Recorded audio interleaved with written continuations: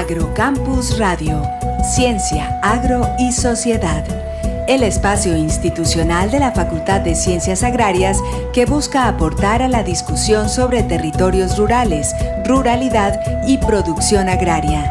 Conduce Vicedecanatura Académica de Facultad.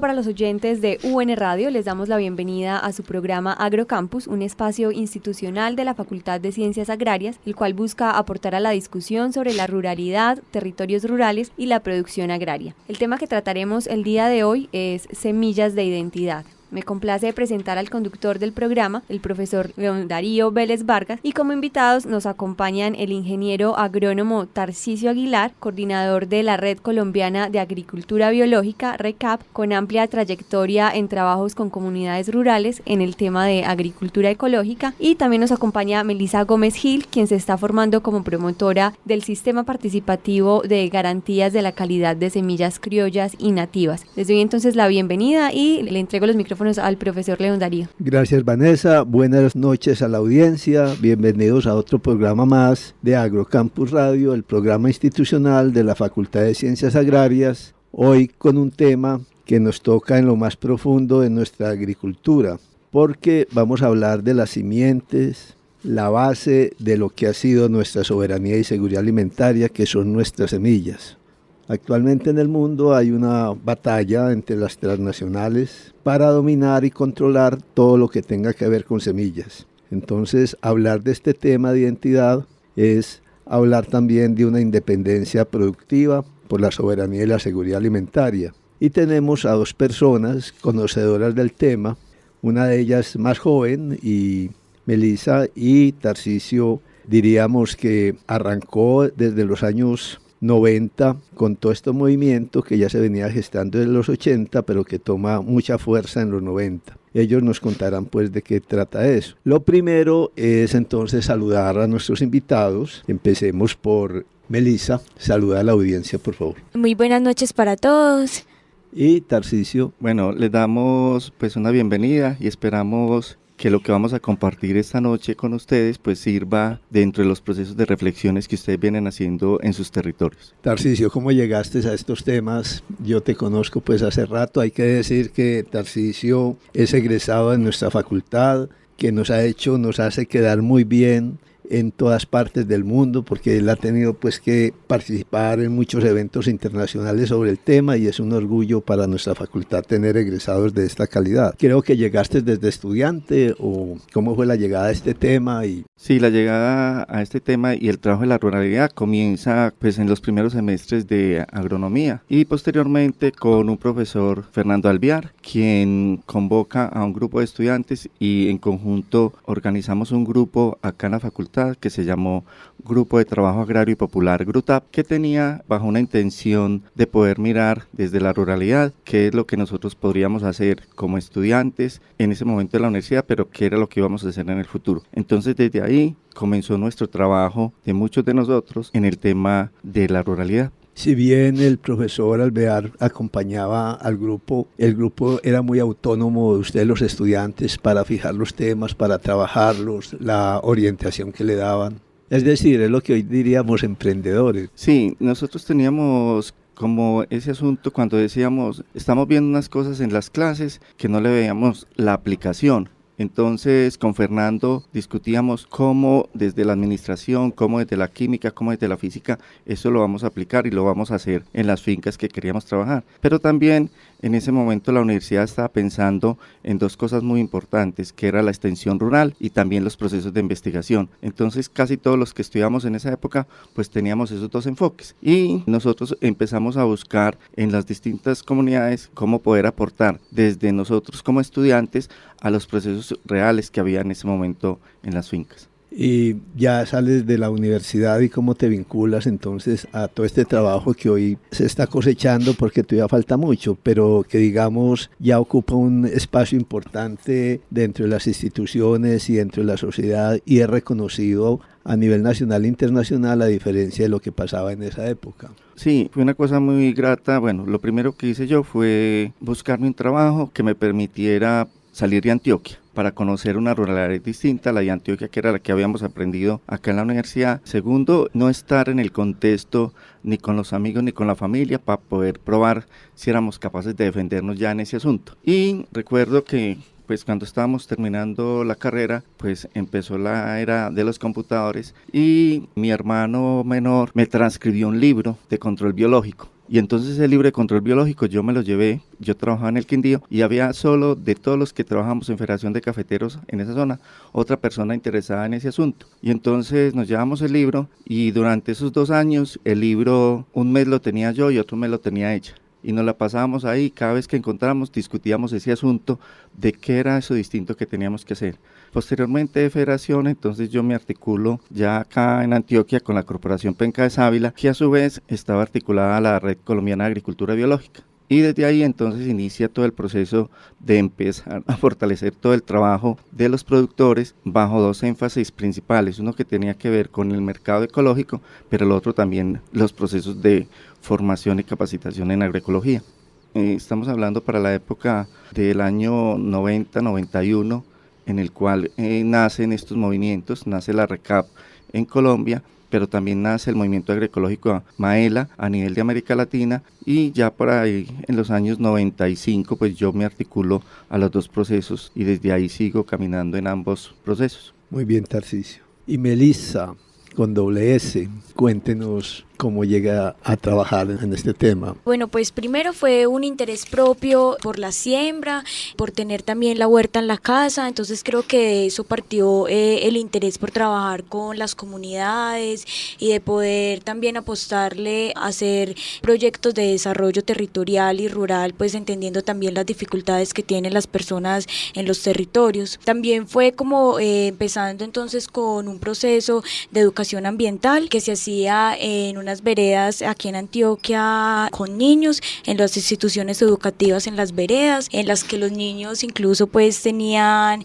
una sola profesora para los 5 grados que trabajaban ahí, y ahí también se veía incluso la dificultad que tenían los niños a acceder a un 2º grado. Entonces a partir incluso pues como de la experiencia fue también la motivación a ser parte de otros procesos que ayudaban a ese desarrollo, de entender por qué las personas en el campo no tienen otras posibilidades culturales y solamente se les ve como productores de alimentos, qué está pasando también con la seguridad social de las personas del campo. Entonces esa experiencia me dio pues como el paso también a interesarme por el tema de desarrollo rural, y yo creo que esa fue la primera experiencia que yo tuve en esto, y ya luego me fui dejando llevar un poquito también por la conservación de las semillas, en la huerta en la casa, cultivando el alimento, formándome con eso. Hice parte también de la escuela de agroecología de Penca de Sábila, y con ellos pues estuvimos en diferentes veredas del norte del Valle de Aburrá, trabajando también todo el tema de la siembra, de apostarle a otras formas de agricultura, de otras personas que estaban interesadas en también un desarrollo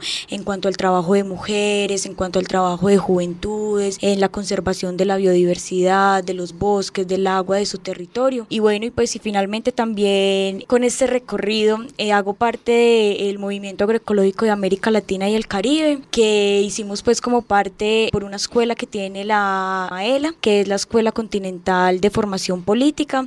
Entonces hice parte de la Escuela de Formación Política que se llevó a cabo en Bolivia. Entonces a partir de ahí ya vengo haciendo trabajos más profundos con RECAP, con la Red Colombiana de Agricultura Biológica. Me decía Tarcisio que tienes muchas responsabilidades a nivel de América Latina. Un poquito.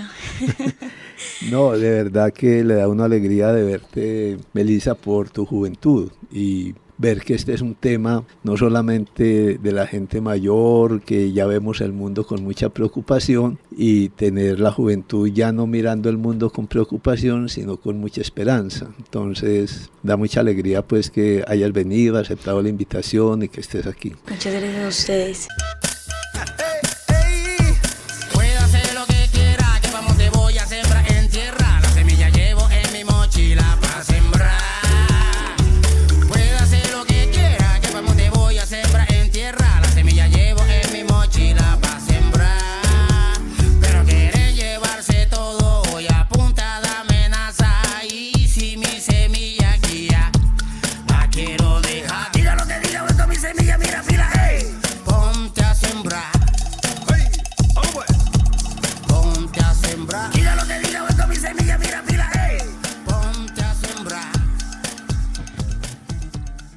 ¿Por qué es importante esto de trabajar con las semillas criollas y nativas? Uno pensaría pues que la soberanía y la seguridad alimentaria se fundamenta en la producción a gran escala de muchas hectáreas sembradas en maíz, de muchas hectáreas sembradas en soya, de muchas hectáreas sembradas en estos cacaos híbridos, y ustedes ponen a nivel nacional, local y mundial este tema de las semillas criollas y nativas que ha cobrado mucha fuerza. Eso porque es importante, siendo que hay otras formas de abastecernos de los alimentos, especialmente en los centros urbanos. Yo creo que el punto clave es cuando empiezan a estudiar y a mirar que son los pequeños productores, son los pequeños campesinos los que están produciendo el alimento para las personas. Muchas de estas empresas multinacionales están produciendo alimentos para producir concentrados para poder alimentar animales. Y muchos de ellos están encargándose también de hacer, digamos, otros alimentos que se llaman los ultraprocesados para poder entonces distribuir en estos almacenes de cadena. Entonces, lo que nos dimos cuenta es que los pequeños productores son los que en el mundo siguen abasteciendo la comida para las personas. Y en el caso específico nuestro, por allá en el año 2000, en el movimiento agroecológico y en la RECAP, y también articulados con otra fundación que se llama SUISEI, nosotros teníamos como unos encargos a nivel del movimiento, que era trabajar el tema de conservación de la biodiversidad, pero también trabajar todo el tema de mercados locales. Tarcisio, entonces te entiendo que eso que acabo yo de decir, que el abastecimiento de las grandes ciudades de los alimentos está a cargo de las transnacionales, de todos estos grandes agricultores que producen a escala, eso no es cierto, sino que el abastecimiento de nuestra canasta familiar está a cargo de los campesinos. Sí, y está visto pues a nivel nacional, se han hecho las evaluaciones y más o menos entre el 65 y el 70% de los alimentos que entran a las plazas de mercado y a los supermercados son producidos por campesinos. En muchos de ellos son otros intermediarios que le compran a los pequeños productores y son los que finalmente llevan esto a los supermercados, pero son los pequeños productores los que están abasteciendo de alimentos para las personas. Y estos campesinos, estos agricultores, entonces lo hacen con las semillas criollas y nativas, no con las semillas que le venden las transnacionales que están en el mercado. Realmente no, o sea, porque también llega, incluso pues como respondiendo a la primera pregunta de la importancia de eso, es porque también proteger y cuidar las semillas lleva una importancia muy fuerte y un impacto cultural dentro de sus territorios, y el impacto cultural que viene pues entonces a nosotros o a las personas que habitan la ciudad. Yo creo que eso fue incluso cuando fue todo lo del Tratado de Libre Comercio, con la entrada de otras semillas y con la entrada de otros productos al país, que hubo una temorización de los campesinos en el campo, cuando ellos les decían que no podían cultivar sus propias semillas, que no podían tener sus formas organizativas, sus propias formas de cultivar, que no podían seguir haciéndolo de esa manera. Cuando empieza entonces también toda la oleada de los productos industriales para el manejo de la tierra, que vienen las semillas mejoradas. Entonces yo creo que en ese tiempo también hubo una valorización de los campesinos a cultivar sus propias semillas, pero hay comunidades en las que nosotros hemos entrado que claro, que los campesinos siguen cultivando sus propias semillas y son semillas que vienen transcurriendo por toda la vereda, pero muchas también de esas semillas han sido semillas que desde hace 20 años atrás tuvieron que comprar en alguna de esas empresas y la vienen entonces transitando por toda la vereda. Sí, yo insisto en esa pregunta, es porque este tema, para quienes no están metidos en esto, puede sonar como romántico, como cuidar lo del antepasado, y no es así pues por las respuestas y por lo que uno ve, porque digamos la canasta familiar, la yuca que nos comemos es una yuca propia nuestra. La arepa y todo lo que hacemos, dietas caseras con el maíz, son con semillas nuestras. Estos híbridos pues son buenos para los concentrados de animales y eso, pero las recetas nuestras del maíz tienen que ser con maíz criollo, ¿cierto? No da con los otros maíces. El frijol que nos comemos todavía en buena parte son frijoles criollos y nativos pues de los campesinos de nuestro territorio. Y así podría uno seguir enumerando una serie de productos que están todavía en los supermercados y en las plazas de mercado, que son de estas semillas nativas y criollas. ¿Es así o no? Sí, pero hemos encontrado en algunos momentos en que por el tema del comercio y hay escasez de semilla, entonces sí hay la necesidad en algunos lugares de poder utilizar otras semillas, principalmente por ejemplo los productores de hortalizas, ¿cierto? Porque en muchos de los lugares pues se abandonó la producción de semillas propias de hortalizas, entonces es más fácil otra semilla híbrida que produce más fácil o más rápido, entonces los que van a producir eso pues empezaron a cambiarlas. Y lo mismo puede ocurrir con algunas otras especies, pero principalmente se da para esas nuevas personas que están devolviéndose de la ciudad al campo y empiezan a sembrar, porque como no tienen una tradición cultural, como ahorita lo mencionaba Melissa, entonces no encuentran en dónde comprar sus semillas, entonces van a las agropecuarias que compran semillas mejoradas y certificadas, pensando que esas son las que van a tener una mejor producción, y finalmente cuando se articulan en las veredas, luego encuentran que en las veredas todavía hay gente que ha cuidado y mantenido sus semillas. Entonces yo creo que funcionan de las dos. Parte de lo que nosotros venimos haciendo es reconociendo y recuperando no solamente los conocimientos que la gente tiene en función de esas semillas, sino también esos conocimientos que tienen desde su cultura campesina, porque todas estas semillas pues tienen un valor, digamos, dentro del manejo de la biodiversidad, pero también desde nuestra cultura alimentaria, que es clave para que las semillas se puedan mantener. Siembra tu semilla que vas a inventar. La semilla, mira, es la que te mueve. Siembra tu semilla que vas a inventar. La semilla, mira, es la que te mueve. Siente, mira lo que dice gente, lo que va a pasar. Siente, mira lo que dice gente, lo que va a pasar. Mira, mira, hey, pilla, pilla. Nacimos o no pa' semilla. Nacimos o no pa' semilla. Después de este contexto y ¿qué diríamos?, problematización de la situación de las semillas con que producen los agricultores, preguntémosle qué es entonces este proyecto o programa de semillas de identidad. Semillas de Identidad nace en el año 2000 con un proceso que tiene la Fundación Suisei y el Grupo Semillas de apoyar a las comunidades indígenas zenú en la costa caribe. Desde allí lo que ellos comienzan y empiezan a reconocer que tenían al menos 16 variedades diferentes de maíces que ellos estaban cuidando, y más o menos para el año 2005 pues hay la entrada de los cultivos transgénicos en el país y se empiezan a establecer pues en las zonas productoras de maíz, y uno de los centros donde se empezó a multiplicar estos cultivos transgénicos fue en la costa caribe. Entonces el trabajo principal con el que se inicia todo este proceso es defender esas semillas criollas y nativas de maíz y también evitar que esos cultivos transgénicos contaminaran estas especies que los indígenas tenían. Pero como en ese entonces no solamente estaba el Grupo Semillas y Suisei acompañando a los indígenas zenú, sino que ellos también hacían parte del movimiento agroecológico, pues ahí empieza a discutirse también ese asunto de que no solamente era en los territorios indígenas, sino que era en todo el país, que estaba ocurriendo también en América Latina y en todo el mundo. Entonces ahí nace un poco el ejercicio. Entonces, una nota aclaratoria antes para ubicar.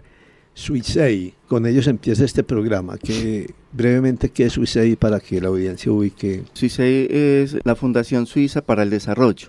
Y SUICEI tiene un trabajo a nivel de acá en América Latina, en 3 países principalmente, que son Ecuador, Nicaragua y Colombia, en el cual establece que esa misma problemática que ahorita mencionábamos del tema de los cultivos transgénicos y de las semillas, entonces en esos 3 países pues se genera esa campaña que se llama Semillas de Identidad, que lo que busca es recuperar, conservar y multiplicar las semillas propias de cada uno de estos países, con un sello de la identidad propia de cada uno. Hay unos lineamientos que tenemos en la campaña que tiene que ver con eso, hacer diagnósticos, encontrar quiénes son las personas que están custodiando y generar unas propuestas y unos planes de mejoramiento y de multiplicación de las semillas. Pero en el caso nuestro en Colombia, de los grupos o los departamentos y en los 3 países se maneja de manera, digamos, autónoma en función del proceso. Muy bien, iban entonces contando cómo especialmente a raíz de la entrada de los transgénicos se fortalece este trabajo entonces por recuperación de las semillas criollas y nativas. ¿Cómo llega ese proceso hasta hoy? Entonces, después de que identificamos esa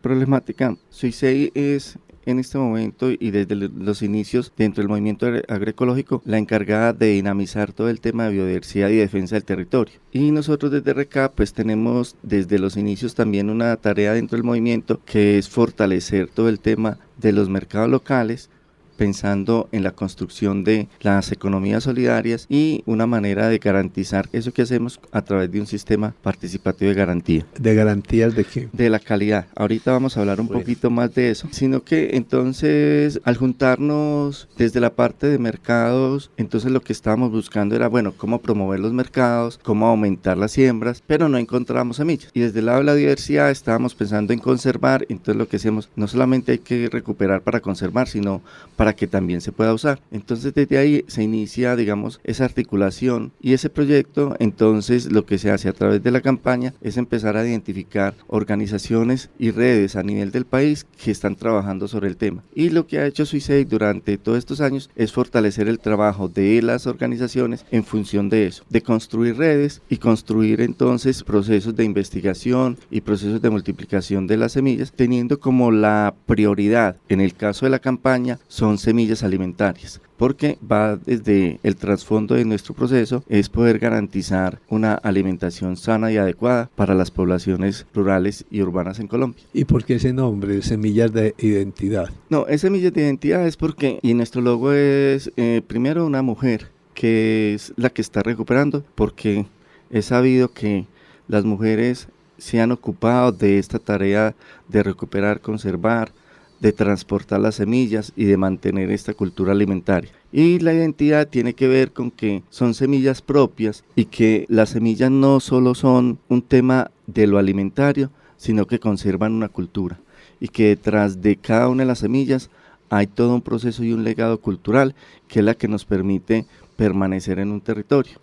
Entonces los maíces, las personas que están en las ciudades, cuando uno les pregunta, generalmente conocen 2 tipos de maíces, los maíces blancos y los maíces amarillos, pero y uno empieza a decir y le dicen, y yo sé que es el maíz para la mazamorra o el maíz para las arepas y para qué más. Y cuando traemos estas semillas que son de distintos colores, lo primero que nos preguntan era, ¿y ustedes cómo las pintaron? ¿Cierto?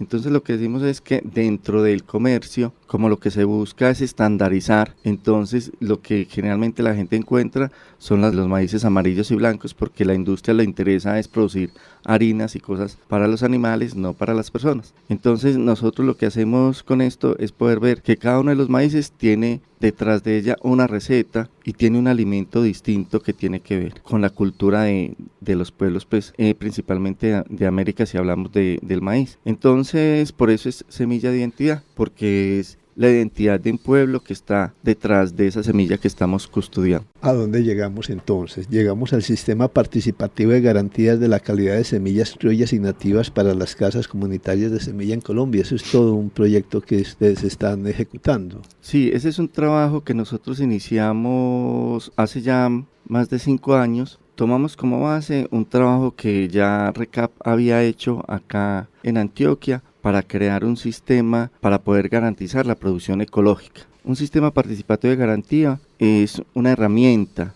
o un instrumento que se tiene dentro de una comunidad que se construye de manera participativa para poder garantizar, en este caso, cuando lo hacemos para las semillas es para poder garantizar la calidad de las semillas. Entonces eso consiste primero en poder saber cuáles son las normas y cuáles son esos criterios de calidad que nosotros queremos construir. Después de construir los criterios de calidad, pues de manera participativa nosotros construimos cuáles los mecanismos que vamos a hacer en las evaluaciones, y finalmente se construye, digamos, unas metodologías y unas personas que son las que van a hacer el proceso. Entonces lo primero que hicimos fue aprender de la experiencia cuando hicimos el ejercicio para la producción ecológica, que cada organización hizo su sistema, pero luego cuando queríamos tener eso como una fuerza de incidencia política no lo logramos, porque nos dicen es que hay tantos sistemas participativos como organizaciones existen en el país. Entonces a partir de esa experiencia nosotros dijimos vamos a construir un solo sistema para el tema de semillas, y empezamos a hacerlo desde el territorio nacional, primero en la región Caribe, luego en la región centro y luego en la región sur, y año tras año pues nos encontramos para ir alimentando la parte del proceso, y el año 2017 pues terminamos como una primera fase que fue ya tener una herramienta metodológica para construir el sistema.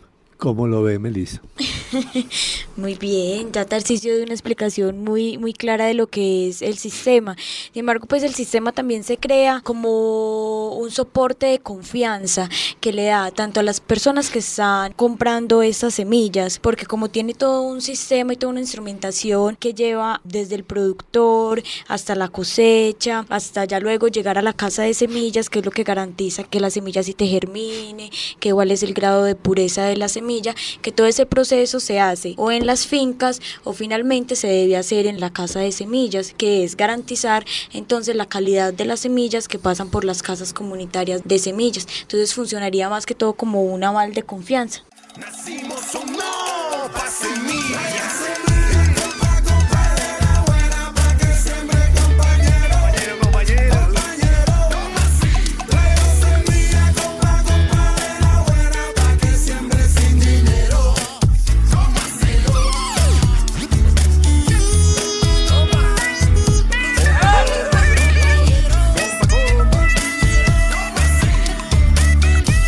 Hemos llegado por hoy al final de este programa. Los esperamos entre 8 días para seguir hablando de lo que son las semillas de identidad, nuestras semillas criollas y nativas, y espero que nuestros invitados nos vuelvan a acompañar, Tarcisio Aguilar y Melissa Gómez.